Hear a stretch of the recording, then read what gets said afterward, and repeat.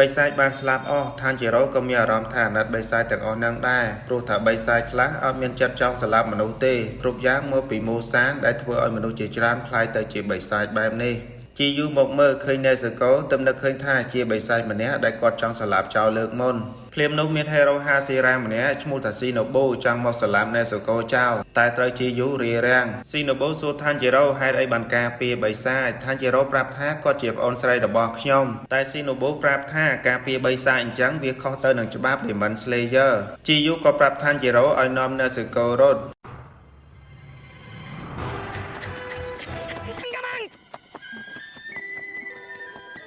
ហើយអ្នកទាំងពីរក៏បានប្រយុទ្ធគ្នាមួយប្រើជីយូចាប់ស៊ីណូបូជាប់មិនឲ្យដេញតាមឋានជារោតែមាន Demon Slayer ស្រីម្នាក់ទៀតតាមមកទាន់វាយឋានជារោសន្លប់ហើយក៏ដេញស្លាប់នេស៊ូកូ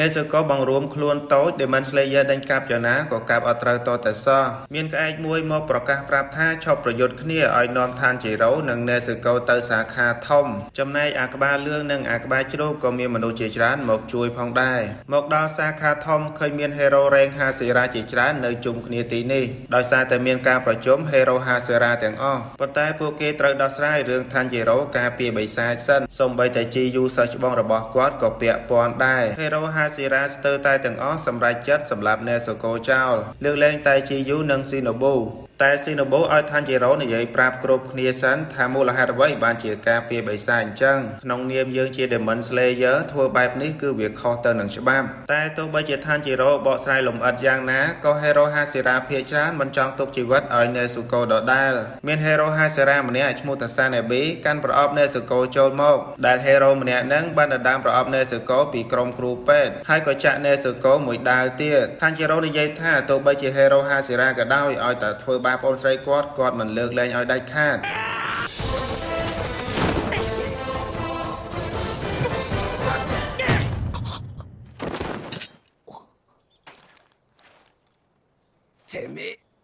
ក៏ហត់ទៅអុកក្បាលសានេប៊ីឡើងហូរឈាមក្បាលរបស់ឋានជារោដូចយើងដឹងស្រាប់ហើយសំបីតែបីសាយល្មមក៏សើរបស់គាត់ដែរពេលអញ្ចឹងសានេប៊ីក៏ចង់សម្លាប់ឋានជារោចោលតែពេលហ្នឹងលោកម្ចាស់ក៏បានមកដល់លោកម្ចាស់ពីការភ្នែកមែនពិតប៉ុន្តែហេរ៉ូទាំងអស់គោរពគាត់ខ្លាំងណាស់លោកម្ចាស់បានមកដល់ក៏ប្រកាសប្រាប់ថាត្រូវតែទុកជីវិតឲ្យនេស៊ូកូដោយសារតែគាត់បានទទួលសម្បត្តិពីអតីតហេរ៉ូហាសេរ៉ាម្នាក់ឈ្មោះតាកូដាគីគឺគ្រូរបស់ឋានជារោនិងជីយូនឹងឯងគាត់បញ្ជាក់ប្រាប់ថានេស៊ូកូមិនដែលសម្លាប់មនុស្សទុយមកវិញចេះជួយការពារមនុស្សទៀតផងនិងការពារបិសាចណាល្អនិងជួយឋានជារោក្នុងការកម្ចាត់បិសាចទៀតនេស៊ូកូអាចរស់នៅបានដោយចំណាយពេលគេងឲ្យបានច្រើនប៉ុណ្ណោះលោកម្ចាស់ក៏បញ្ជាក់ថាឋានជារោមានស្នាដៃច្រើនក្នុងការកម្ចាត់បិសាចថែមទាំងរោមេបិសាចឈ្មោះថាមូសានឹងឃើញទៀតចំណែកអ្នកគ្រប់គ្នាអត់ចង់ជឿសោះព្រោះសំបីតែហេរ៉ូហាសេរ៉ាជាច្រើនក៏មិនដែលបានជួបផងតែយ៉ាងណាមានហេរ៉ូម្នាក់ឈ្មោះថាសានេប៊ីនឹងអត់ព្រមទុកជីវិតឲ្យនេស៊ូកូដដែលក៏ធ្វើការពិសោធន៍អាដៃរបស់គាត់ឲ្យនេស៊ូកូមកជញ្ជក់ឈាម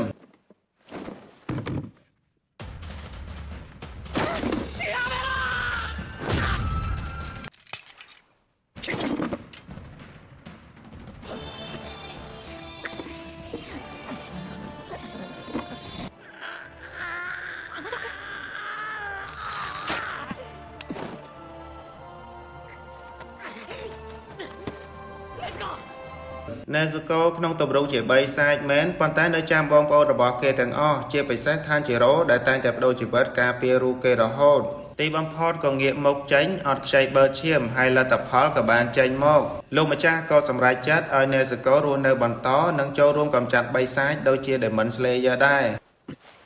何のつもりだ富岡木月を一人倒そうねはいダメよ笑ったらダメ鬼殺隊の柱を追わないあまり下の子に意地悪をしないこと御意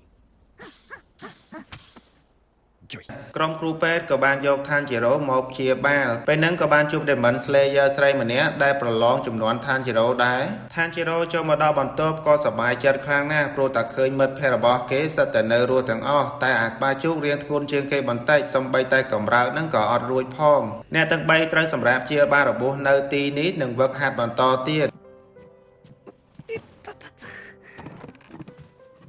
相当痛い禰豆子山では俺を守ってくれてありが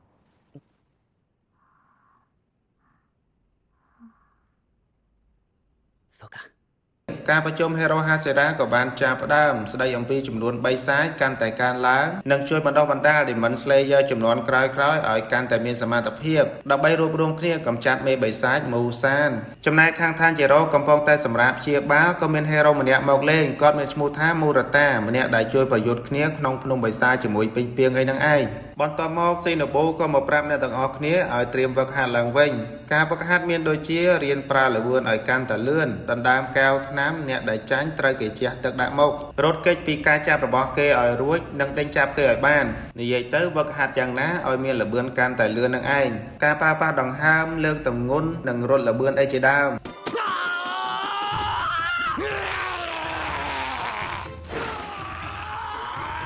ពេលមួយ Tanjiro រត់មកប្រាប់អាក្បាជ្រូកថាមានគេយកដាវមកឲ្យពួកយើងហើយអ្នកទាំងពីរពិតជាសប្បាយចិត្តមែនទែនដោយសារតែមុនហ្នឹងដាវពួកគេបានបាក់ហ៎ចំណែក Tanjiro អត់សូវសប្បាយដូចគេទេព្រោះថាតាហ្នឹងគ្រាន់តែមកដល់គឺថាដេញកាប់ Tanjiro យកហ្មងគាត់ខឹងធ្វើបាក់ដាវគាត់ហ៎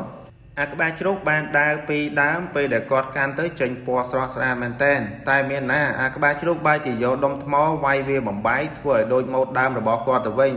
ធ្វើឲ្យអ្នកផលិតដាវទាំងពីរនាក់ខឹងអាក្បាជ្រូកឆយទៅម៉ាយហើយចំណែកមេបិសាច Musan ក៏មានការប្រជុំកូនចៅរបស់គាត់ដែរប៉ុន្តែចម្លែកត្រង់ថា Musan នៅក្នុងទម្រង់ជាមនុស្សស្រី Musan អាចអានចិត្តកូនចៅរបស់គាត់បានអ្នកណាដែលភ័យខ្លាចពី Hero Hasera និងអ្នកណាដែលមិនយល់ស្របតាមគំនិតរបស់គាត់សម្លាប់ចោលទាំងអស់ជាចុងក្រោយទុកតែបិសាចម្នាក់ប៉ុណ្ណោះថែមទាំងផ្ដល់ឈាមបិសាចរបស់គាត់ឲ្យទៅបិសាចនឹងដើម្បីធ្វើឲ្យកាន់តែខ្លាំងក្លាឡើងនិងប្រាប់ឲ្យបិសាចម្នាក់នេះទៅសម្លាប់ Hero Hasera និងក្មេងម្នាក់ដែលពាក់ក្រវិលធំគឺសំដៅទៅលើ Tanjiro នឹងឯងប្រហែលជា Musan ធ្លាប់មានរឿងជាមួយអ្នកដែលពាក់ក្រវិលធំបែបនេះព្រោះថាវគ្គមុនធ្លាប់បង្ហាញបន្តិចដែរ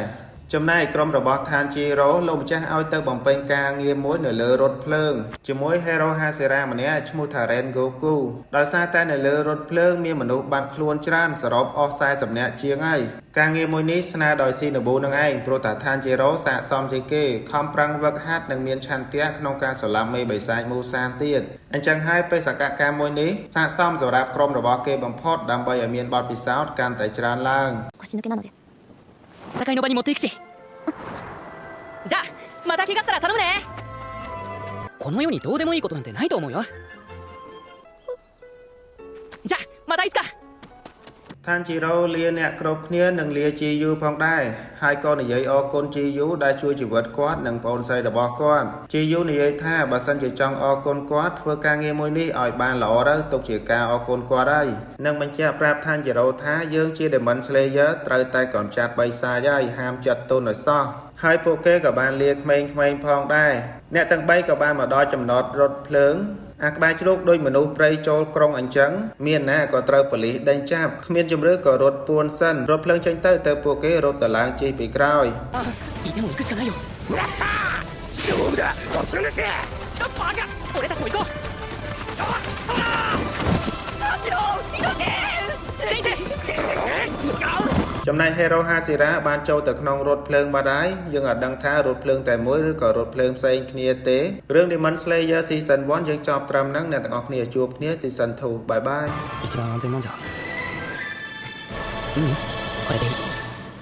俺と禰豆子はどこへ行く時も一緒だもう離れ